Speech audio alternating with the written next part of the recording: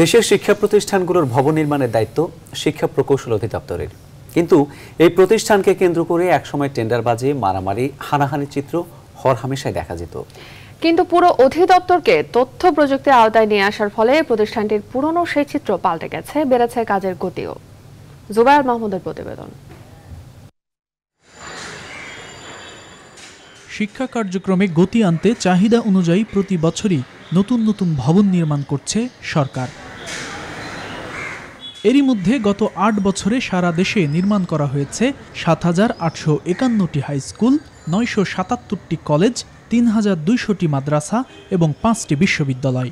এছাড়া পাইপলাইনে রয়েছে আরও ২,৪৮৮টি শিক্ষা প্রতিষ্ঠান, যেখানে বিএনপি জামাত জোট সরকারের আমলে সারা দেশে নির্মাণ করা হয়েছিল মাত্র ৪,৪৩৭টি ভবন। শিক্ষা প্রকৌশল অধিদপ্তর বলছে, পুরো অধিদপ্তরকে তথ্য প্রযুক্তির আওতায় নিয়ে আসার কারণে দুর্নীতি কমার পাশাপাশি বেড়েছে কাজের গতি। আগে এই টেন্ডারগুলো হতো শিক্ষা ভবন থেকে, এখন সেই শতভাগ টেন্ডার কিন্তু আমরা ডিসেন্ট্রালাইজ করে দিয়েছি। ফলে মধ্যস্বত্বভোগী যারা আছে, টেন্ডারবাজ যারা আছে, তাদের কিন্তু দৌরত্ব কমেছে। ফলে লোকালি যারা ঠিকাদার আছে তারা ব্যাপক পার্টিসিপেট করতে পারছে এবং কাজের গুণগত মানও বৃদ্ধি পাচ্ছে এবং আমাদের স্বচ্ছতা, জবাবদিহিতা বেড়েছে। আর শিক্ষামন্ত্রীর দাবি, মন্ত্রণালয়ের সদিচ্ছার কারণেই কম সময়ে বেশি ভবন নির্মাণ সম্ভব হয়েছে।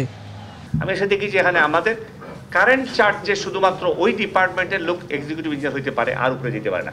৩-৪ জন চিফ ইঞ্জিনিয়ার প্রতি বছরের জন্য আসে, পরে যায়। পরে যখন ধরা পড়লো এটা যে কী ভাবে আসে, কত টাকা দিয়ে আসে, কোন মাধ্যমে আসে, এখন আমাদের ধরা ছোঁয়ার বাইরে, তখন আমরা বাধ্য হইয়া আমরা এদেরকে নিয়মিত নিয়ে বৈঠক করি। এবং প্রথম দিন যখন তাদেরকে আমি মিটিং করছি, সবখানে আমরা বলছি, এই মিটিং থেকে শুরু করে ফার্স্ট মিটিং থেকে, যে জিরো টলারেন্স হচ্ছে আমাদের দুর্নীতির প্রতি। দেশে বর্তমানে হাই স্কুল, কলেজ এবং মাদ্রাসা রয়েছে ৩৩,০২১টি। জুবায়ের মাহমুদ, নিউজ 24, ঢাকা।